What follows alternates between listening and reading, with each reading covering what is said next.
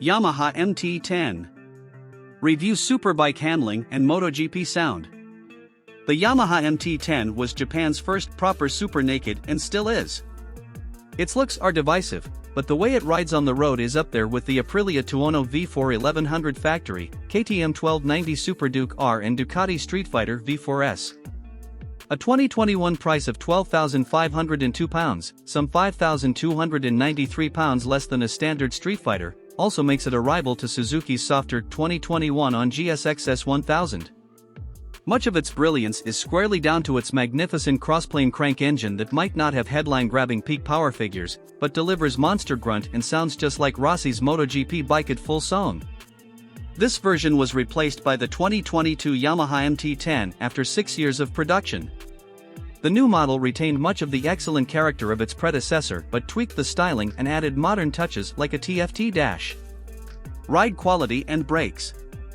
The MT-10 uses the aluminium beam frame from the 2015 R1 with added flex for feel and comfort.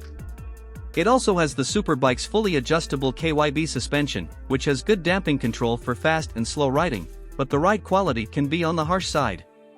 Old generation Bridgestone S20s have decent grip, but they don't have the performance or plusher ride quality of the latest, greatest sports rubber, including Bridgestone's own S22. Fitting better tires alone would bring the MT-10 straight up to the level of its European super naked rivals in the ride and handling stakes, but even out of the crate it's still hugely competent and never puts a foot wrong. Engine. The MT-10 neatly proves you don't need 200 bhp plus to make a great road bike. We now live in a world of insanely powerful super nakeds like the Ducati Streetfighter V4S, Kawasaki ZH2 and MV Agusta Brutale 1000RR, but you can't tap into their full potential anywhere other than the track. What you need on the road is grunt and character.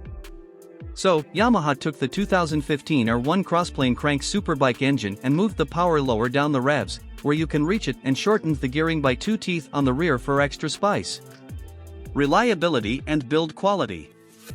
Build quality and paint finishes are very good, and aside from minor niggles including the plastic shrouds over the rear light coming loose and some bolt furring, owner's reviews are nothing but glowing. Value versus rivals. The MT-10 is more expensive than its slightly softer Japanese rivals, but as each year passes it becomes even greater value for money compared to its comparable European super naked competition. Equipment.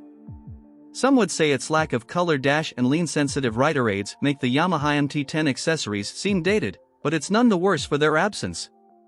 You still get R1 brakes, suspension, engine and chassis, plus cruise control, rider modes, traction control, a quickshifter and LED lights.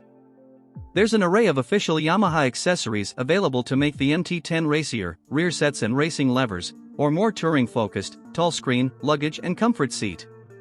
There's a wide range of aftermarket options out there for the MT-10, including a Yoshimura exhaust system pictured below. The Alpha T is available in either a slip-on silencer kit or a partial system, which means ditching the bike's catalytic converter and pre-silencer collector box. That will free up extra power and save even more weight than by replacing the silencer alone.